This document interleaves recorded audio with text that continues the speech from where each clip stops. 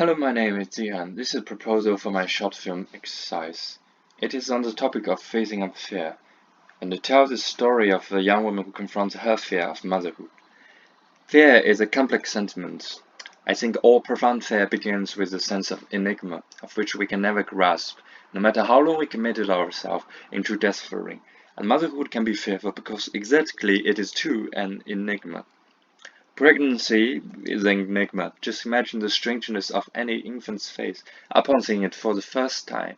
Only mother knows what it takes to recognize that strangeness. Then raising the child, taking up the responsibility of a household, living in confinement when raising, and essentially you wait and wait until the emptiness of waiting eventually surrounds you. It strikes you as horrifying. This very fundamental fear, I think, is a beautiful courage to battle with it are what I call the premises of my film. I admit, personal memories inspire me.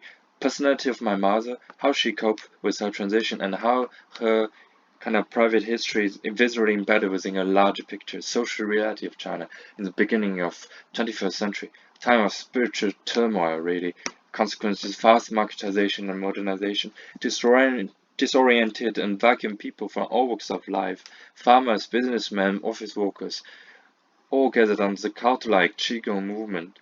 The movement appeals to these commoners fanatically, as it cherishes the power of meditation and human body to endure life with familiar narrative from traditional myths and pseudoscience.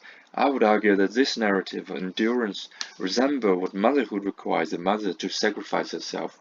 This atmosphere of religious dedication, I think, when juxtaposed with what biology imposes on the female individual of that generation, are altogether enigmatic and fearful, in different but invisibly similar ways. Now I wish to give you a idea of the tempo of my film. It is a gloomy autumn afternoon in an isolated town, an isolated barren neighborhood. A woman looks young and independent, with a leather shoulder bag on her way back from the workplace, and on her way she stopped by a warm flower shop, mesmerized by the warmth. She walked inside and wished to find some relief after a long day. She had a conversation with the shopkeeper naturally, and after conversation dies, she noticed a young couple was standing by them and selecting flowers for their anniversary, and all of a sudden the woman was mesmerized by the intimacy of the girl's gesture who's stopping to help her man to adjust his tie, and she also noticed that there were some flies behind these blooming flowers. Now we come to the second scene. A group of teenagers killed a bird on the tree with slingshots, and the noise they made woke up the woman from the sleep. She had slept since she returned home from the flower shop, and it was sunset, and the noise propelled her to the window.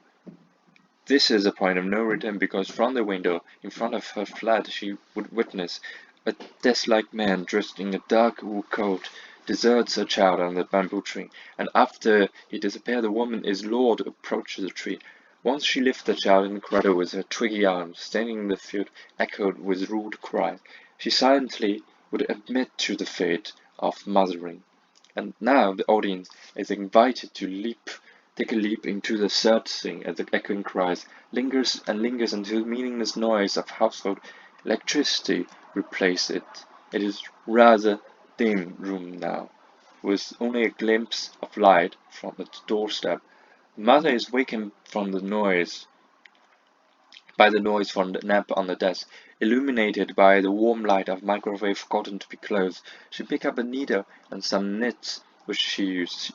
She starts to knit, and we know that after taking up the baby after a while, she has now been living with her old father. Because at this moment her father walked into the room. He told the woman that she had to cook for herself tonight because he is leaving for a group exercise of Qigong in a local community center. The old man left without properly closing the door, and subsequently the woman had to walk to the door. She cast her gaze behind the door. Worries gradually climbed on her face, and in the meaningless noise of household electricity, she discerns a threatening music of Buddhist instrument from very afar, as her baby is crawling on the floor towards some toys. Nonetheless, she decided to close the door, and after closing the door the woman went back to her chair, knitting, and her baby is still crawling, leading her towards the door, and of course, without her notice. The door now slowly opens again by itself. It opens and closes magnetically, letting light. We mentioned that the old man was leaving for the community center. Right now he is cycling on the street. It is desperately cold. And soon we see a group, predominantly of middle-aged people, standing in a field with wires. In the center of the field we see exactly the same kind of tree where the woman initially found the child, and the old man joined the crowd, and the audience invited to watch these Qigong practitioners breathe and practice their art in the cold. And in the crowd, a preacher-like figure takes up the central position in the field as the rest of the crowd struggle to follow him. And the camera zoomed in at this time. It zoomed into the crowd, and finally upon the face of an old woman who was standing there just like others. We see the face of the woman. It is face of fear, redundant after years and years of endurance, and here the audience is expected to associate that face with the face of another woman, of a young mother, who is still waiting to see the growth of her child and more hope to rise in their life. Thank you.